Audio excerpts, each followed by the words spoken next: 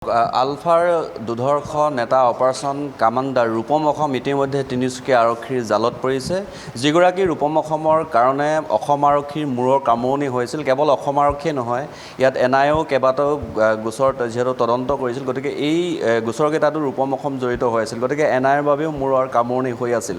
আৰু এইগৰাকী ৰূপম অসমক ধৰিবৰ কাৰণে তিনিচুকীয়া আৰক্ষীয়ে বিভিন্ন সময়ত বিভিন্ন ধৰণৰ জাল পেলাইছিল, কিন্তু আৰক্ষী সফল হোৱা নাছিল। কিন্তু অৱশেষত আজিৰ দিনটো আহিল, এইগৰাকী আলফাৰ দুৰ্ধৰ্ষ অপাৰেশ্যনেল কামাণ্ডাৰ ইতিমধ্যে ৰূপম অসম তিনিচুকীয়া আৰক্ষীয়ে ৰূপম অসমক গ্ৰেপ্তাৰ কৰিবৰ কাৰণে সক্ষম হৈছে। আৰু এই দিনটোৱে হৈছে তিনিচুকীয়া আৰক্ষী লগতে অসম আৰক্ষীৰ কাৰণে এটা বৃহৎ সফলতাৰ দিন হিচাপে চিহ্নিত হৈছে। কাৰণ ৰূপম অসমে সমগ্ৰ উজনি অসমত এটা ত্ৰাসৰ সৃষ্টি কৰিছিল। আলফাৰ বহু সামৰিক অভিযান, কেইবাটাও এনকাউণ্টাৰ, লগতে বৰডুমচা থানাৰ OC ভাস্কৰ কলিতাৰ হত্যাকাণ্ডত নেতৃত্ব বহন কৰিছিল এগৰাকী ৰূপম অসমে। আৰু এইগৰাকী ৰূপম অসমেই এতিয়া তিনিচুকীয়া আৰক্ষীৰ জালত। এই মুহূৰ্তত মই তিনিচুকীয়াৰ আৰক্ষী অধীক্ষকৰ সৈতে উপস্থিত আছোঁ। মই এই যি অভিযান চলিছিল সেই অভিযানৰ বিষয়ে অকণমান কথা পাতিম, কেনেধৰণে আলফাৰ ৰূপম অসমক তেওঁলোকে গ্ৰেপ্তাৰ কৰিবৰ কাৰণে সক্ষম হ'ল। মই ছাৰ অকণমান কথা পাতিব বিচাৰিম, যিহেতু ৰূপম অসম আৰক্ষীৰ কাৰণে মূৰৰ কামোৰণি হৈছিল। সমগ্ৰ উজনি অসমতে এটা ত্ৰাসৰ সৃষ্টি কৰিছিল। আলফাৰ বহু সামৰিক অভিযান, বহু এনকাউণ্টাৰ, OC ভাস্কৰ কলিতাৰ হত্যাকাণ্ডত জড়িত আছিল, নেতৃত্ব বহন কৰিছিল। এইগৰাকী ৰূপম অসমক ধৰিবৰ কাৰণে আপোনালোকে বহুত চেষ্টা কৰিছিল, কিন্তু সফল হ'ব পৰা নাছিল। আজি সেই সফলতাখিনি অৰ্জন কৰিলে, কেনেধৰণে চলিছিল অকণমান মই জানিব বিচাৰিছোঁ।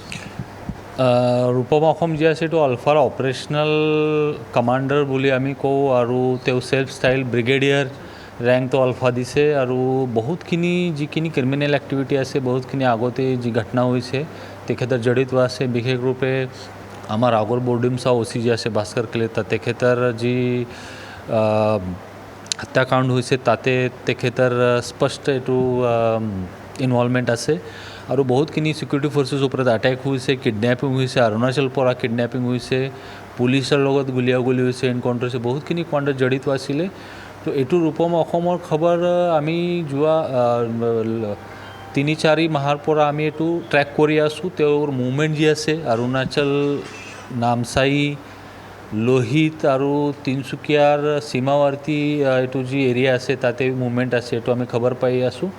আৰু এইটো খবৰ মতে আমাৰ যি অপাৰেশ্যন আছে গোটেইখিনি ফ'ৰ্চ লৈ তিনিচুকীয়া পুলিচ বা অন্য ডিষ্ট্ৰিক্টৰ পুলিচ আছে, হাদিয়াৰ পুলিচ আছে, আৰু অৰুণাচলৰ পুলিচ আছে, আমাৰ CRPF আৰ্মি, এইটো গোটেইখিনি আমি 4-5 মাহলৈকে আমি অপাৰেশ্যন কৰি আছোঁ।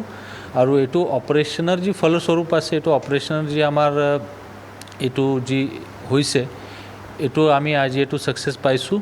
আৰু এতিয়ালৈকে যিখিনি বাকীবিলাক যি গ্ৰুপ মেম্বাৰ আছে, বাকীবিলাক যি তাতে আছে আৰু প্ৰেজেঞ্চ, এইটোৰ ওপৰত আমাৰ অপাৰেশ্যন অব্যাহত চলি আছে। আৰু এইটো অপাৰেশ্যনত আমাৰ SDPO Margherita, additional SP headquarter Tinsukia, OC Lekhapani আৰু অন্য আমাৰ যিখিনি আৰ্ম ফ'ৰ্চেছ আছে তেওঁলোকে এইটো সহযোগ দিছে আৰু এইটো অপাৰেশ্যন ছাকচেছ কৰিছে। আৰু ৱেপন কি মাৰণাস্ত্ৰ উদ্ধাৰ কৰিব? এতিয়ালৈকে আকৌ অপাৰেশ্যন চলি আছে। এতিয়া আমি এটা আৰ্মছ ৰিকভাৰ কৰিছোঁ আৰু কিছুমান সামগ্ৰী ৰিকভাৰ কৰিছোঁ, কিন্তু ইনফৰ্মেশ্যন দি আছে আৰু আমাৰ আকৌ ৰিকভাৰী হ'ব। আকৌ কিছুমান ডিজিটেল মেটেৰিয়েল আছে, এইটো ৰিকভাৰী হ'ব। আৰু আপডেট অহাৰ সম্ভাৱনা আছে? আৰু আপডেট দি দিম আমি এতিয়ালৈকে জাষ্ট আমাৰ অপাৰেশ্যন চলি আছে আৰু আমাৰ ফ'ৰ্চেছ কিছুমান জেগাত কৰি আছে। আৰু কিবা ছাকচেছ পালে বা কিবা আপডেট পালে আমি আপোনাক নিশ্চিত জনাই দিম। কোনখিনি জেগাত একজেক্টলি ছাৰ ধৰিবৰ কাৰণে সক্ষম হৈছে, কোনখিনি জেগাৰ পৰা আনিছে? এইটো আমি অপাৰেশ্যন কমপ্লিট হোৱাৰ পিছত গোটেইখিনি ডিটেইল দি দিম। এতিয়া চলি আছে আমাৰ এইটো, আমি এনেকুৱা ক'ব পাৰিম কি লেখাপানী এৰিয়াত আমি ধৰিছোঁ, কিন্তু ক'ত জেগা আছে, কি নাই, এইটো জাষ্ট আমাৰ চলি আছে। হোৱাৰ পিছত আমি নিশ্চিত জনাই দিম। ছাৰ, এটা বিগ ছাকচেছ আপোনালোকৰ কাৰণে আজি। Thank you very much sir. আৰু এয়া তিনিচুকীয়া আৰক্ষী অধীক্ষক মই কেমেৰাত দেখুৱাবৰ কাৰণে অনুৰোধ কৰিছোঁ। এয়া হ'ল মাৰ্ঘেৰিটা SDPO আৰু তিনিচুকীয়াৰ অতিৰিক্ত আৰক্ষী অধীক্ষক মিন্ময় দাস। এওঁলোকৰ নেতৃত্বত আৰু OC লেখাপানীৰ নেতৃত্বত আজি অভিযান চলিছিল পুৱতি নিশাৰ ভাগত, আৰু সেই অভিযানত সফলতা অৰ্জন কৰিবৰ কাৰণে সক্ষম হৈছে। আৰু ৰূপম অসম তিনিচুকীয়া আৰক্ষীৰ জালত পৰিছে। আৰু তিনিচুকীয়া আৰক্ষীয়ে এই ৰূপম অসমক ট্ৰেক কৰি আছিল প্ৰায় 3-4 মাহ।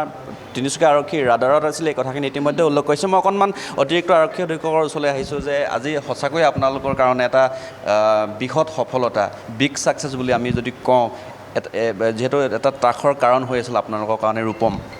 হয়, এইটো এটা নিশ্চয় ডাঙৰ এচিভমেণ্টেই, কাৰণ আমাৰ যথেষ্টখিনি আমি কষ্ট কৰি আছিলোঁ যোৱা কেইবাটাও বছৰ ধৰিয়ে, আৰু ৰূপম অসমৰ ইনভলভমেণ্ট কেইবাটাও কেছত অলৰেডি আমি আপোনালোকেও গম পায় বা আমি গম পাইছিলোঁ যে তেওঁৰ ইনভলভমেণ্ট আছে। চ' এটা কম্বাইণ্ড অপাৰেশ্যন গোটেই অসম পুলিচ বা ছিকিউৰিটি ফ'ৰ্চেছে কৰি আছিল বহুত সময়ৰ পৰা, আৰু তাৰে ফল হিচাপে আজি আমি এই ছাকচেছটো পাইছোঁ। আৰু আপডেট আহিব? হয়, আহিব। আমাৰ ইতিমধ্যে আমাৰ অপাৰেশ্যন জাষ্ট এতিয়া ইনিচিয়েল ষ্টেজত আছে, চলি আছে। চ' পিছৰ পৰ্যায়ত আমি আৰু ডিটেইলছ আপোনালোকক জনাব পাৰিম। চাওক, ৰূপম অসমৰ ধৰাৰ পিছত, ৰূপম অসম জালত পৰাৰ পিছত যথেষ্টখিনি বিস্ফোৰক স্বীকাৰোক্তি দিছে, আৰু তাৰ লগত যিসকল সদস্য আছিল সেই সদস্যসকলৰ সন্ধানত ধাৰাবাহিকভাৱে অভিযান চলি আছে, আৰু আপডেট অহাৰ কথা ইতিমধ্যে আৰক্ষীৰ তৰফৰ পৰা কোৱা হৈছে, উল্লেখ কৰিছে। গতিকে আজিৰ দিনটো তিনিচুকীয়া আৰক্ষীয়ে বুলিয়ে নহয়, অসম আৰক্ষীৰ কাৰণে এটা সফল দিন হিচাপে চিহ্নিত হৈছে, কাৰণ এইগৰাকী ৰূপম অসমে অসম আৰক্ষীৰ মূৰৰ কামৰণি হৈ আছিল। বিশেষকৈ তিনিচুকীয়া আৰক্ষীক শুবলৈ নিদিছিল, খাবলৈ নিদিছিল, এনেকুৱা এটা পৰ্যায়লৈ লৈ গৈছিল ৰূপম অসমে। আৰু ৰূপম অসম আৰক্ষীৰ জালত পৰাৰ লগে লগে কিন্তু আলফাৰ এক প্ৰকাৰে ক'বলৈ গ'লে মেৰুদণ্ড ভাঙি যোৱাৰ দৰে হৈছে। মেৰুদণ্ড ভাঙিছে বুলি ইতিমধ্যে ক'ব পৰা যায়, কাৰণ ৰূপমে সকলোখিনি উজনি অসমত বিশেষকৈ প্ৰশান্ত, এই মুহূৰ্তত আপোনাক ধন্যবাদ জ্ঞাপন কৰিছোঁ। পৰৱৰ্তী সময়ত পুনৰ আপোনাৰ ওচৰলৈ আহিম।